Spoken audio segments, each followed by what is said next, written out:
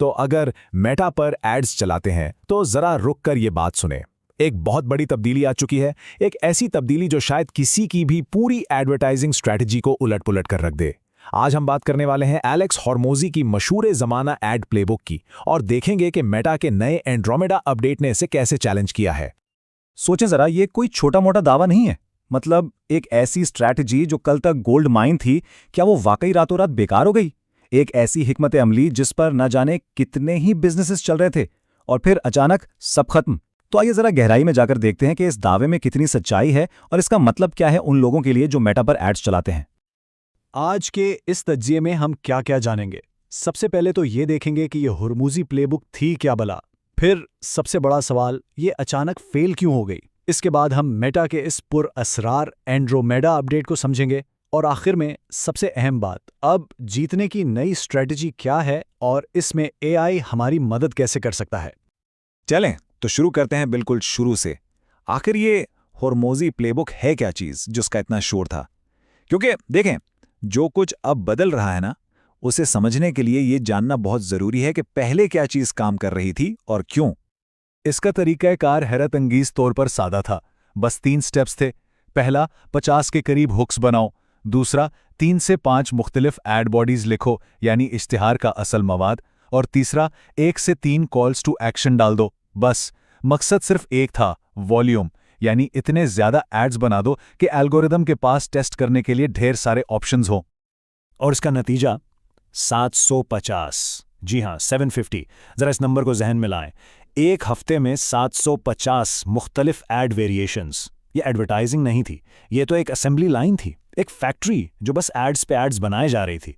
और उम्मीद सिर्फ एक थी कि इनमें से कोई एक एड हिट हो जाएगा। और मज़े की बात यह है कि ये तरीका काम करता था और बहुत खूब काम करता था। क्यों? क्योंकि मेटा का पुराना एल्गोरिदम बिल्कुल इसी तरह सोचता था। उसे बस एक विनर चाहिए था, एक हीरो ऐड।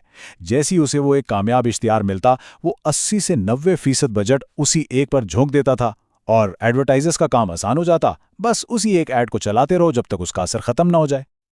लेकिन फिर 2025 की गर्मियों में सब कुछ बदल गया। वो स्ट्रैटेजी जो सोने का अंडा देने वाली मुर्गी थी, उसने अचानक काम करना बंद कर दिया। जो कल तक कामयाब फॉर्मूला था, वो आज बिल्कुल नाकारा हो चुका था। हर कोई परेशान था कि आखिर हुआ क्या। जैसा कि एक एडवर्टाइजर ने कहा, यार पता नहीं इस समर में क्या हुआ, बस उसने काम करना ही छोड़ दिया। और ये सिर्फ एक शख्स की कहानी नहीं थी, हजारों एडवर्टाइजर्स की यही हालत थी। उनकी सबसे बेहतरीन कैंपेन्स रातों रात फ्लॉप हो गईं। हर तरफ बस एक ही सवाल था, ये हो क्या रहा है। और फिर इस राज से पर्दा उठा। इसका नाम था एंड्रोमेडा। ये कोई मामूली अपडेट नहीं था। यूं समझे कि मेटा के एल्गोरिदम्स को एक नया दिमाग मिल गया था, सोचने का एक बिल्कुल नया, बिल्कुल मुख्तलिफ तरीका। और उसने खेल के सारे उसूली बदल डाले। तो फर्क क्या था? बहुत बड़ा। पुराना एल्गोरिथम एक विनर ऐड ढूंढता था और 80 से 90% पैसा उसी पर लगा देता था। लेकिन एंड्रोमेडा के बाद नया एल्गोरिथम जानबूझकर ऐसा नहीं करता। वो एक ऐड पर इन्हिसार करने से बचता है। वो चाहता है फातिहीन का एक पूरा पोर्टफोलियो। उसे अब एक सुपरस्टार नहीं बल्कि एक पूरी टीम चाहिए। वो बजट को कई अच्छे एड्स में तकसीम करना चाहता है। और यहीं पर एक नया कॉन्सेप्ट सामने आया, मीनिंगफुल डाइवर्सिटी, यानी बामानी तनव्वुह। ये 2 लफ्ज़ अब मेटा पर कामयाबी की कुंजी हैं। अब एल्गोरिदम को सिर्फ मामूली तब्दीलियों से बेवकूफ़ नहीं बनाया जा सकता, इसे हकीकी गहरा फ़र्क चाहिए। अगर एड्स में ये बामानी तनव्वुह नहीं है तो बजट सीधा सीधा ज़ाया हो रहा है। ठीक है, तो अब सवाल ये उठता है कि ये बामानी तनव्वुह आखिर है क्या? मतलब अमली तौर पर इसे कैसे हासिल कर सकते हैं? ये सिर्फ एक थ्योरी तो नहीं है। आइए देखते हैं कि इसका असल में मतलब क्या है। तो मेटा के मुताबिक बामानी फ़र्क क्या है? ये चीज़ें हैं। आपका कॉन्सेप्ट और एंगल बिल्कुल मुख्तलिफ हो, आपका फॉर्मेट अलग हो, जैसे वीडियो के बजाय तस्वीर, आपका पर्सोना टारगेट अलग हो, यानी आप किस किस्म के इंसान से बात कर रहे हैं, आप किस मोटिवेशन पर फोकस कर रहे हैं, या आपकी ऑडियंस की अवेयरनेस लेवल क्या है। इनमें से किसी भी चीज़ को बदलना एक बामानी फ़र्क है। और यहीं पर हॉर्मोज़ी मॉडल फेल होता है। एक ही एड बॉडी के लिए 100 मुख्तलिफ हुक्स बनाना ये बामानी फ़र्क नहीं है। ये सिर्फ छोटी मोटी सतही तब्दीलियां हैं। और नया एल्गोरिदम अब बहुत स्मार्ट है। वो ये जान लेता है कि आप बस एक ही बात को घुमा फिराकर कह रहे हैं और वो उससे कोई अहमियत नहीं देगा। तो अब ऐड बनाते वक्त इन बुनियादी चीज़ों पर ध्यान देना है।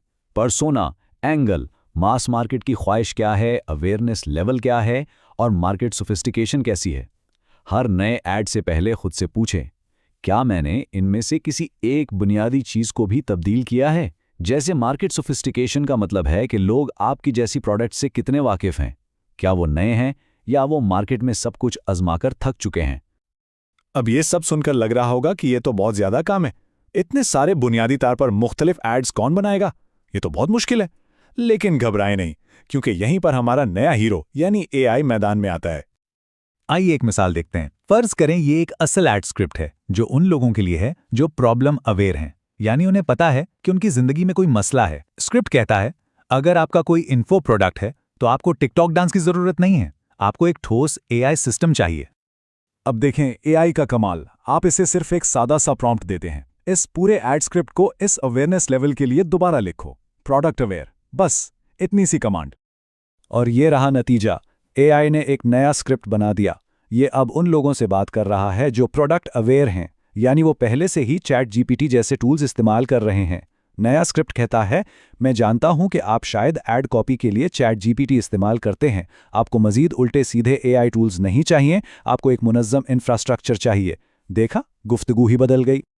सिर्फ एक बुनियादी चीज को बदलकर, यानी अवेयरनेस लेवल को बदलकर, एआई ने एक बिल्कुल नया ऐड बना दिया जो एक बिल्कुल मुख्तलिफ ऑडियंस से बात करता है। यही है एआई की ताकत। यह आपको मिनटों में हकीकी बामाने तनव्वो पैदा करने में मदद देता है। तो इस सारी बात का खुलासा क्या है? ये टेबल सब कुछ बता रहा है। पुराना मॉडल था बेमकसद तादाद का, नया मॉडल है बामानी तनव्वो का। पहले हम एक कामयाब ऐड ढूंढते थे, अब हमें फातिहीन का एक पूरा पोर्टफोलियो बनाना है। पहले सती तब्दीलियां काम करती थीं, अब बुनियादी फर्क लाना जरूरी है। तो सबसे अहम बात जो यहां से सीखने की है वो ये कि अब हमें बुनियादी चीजों पर फोकस करना है, जैसे पर्सोना, एंगल और अवेयरनेस लेवल। इन चीजों को बदलकर हकीकी मानों में मुख्तलिफ इश्तिहारात का एक पोर्टफोलियो बनाना है। अब गेम वॉल्यूम का नहीं बल्कि बुनियादी उसूलों का है। तो आखिर में ये सवाल अपने आप से पूछना बनता है, क्या हमारी एडवर्टाइजिंग स्ट्रैटेजी तादाद के लिए बनी है या तनव्वो के लिए? क्या हम पुराने दौर में जी रहे हैं या एंड्रोमेडा के नए दौर के लिए तैयार हैं?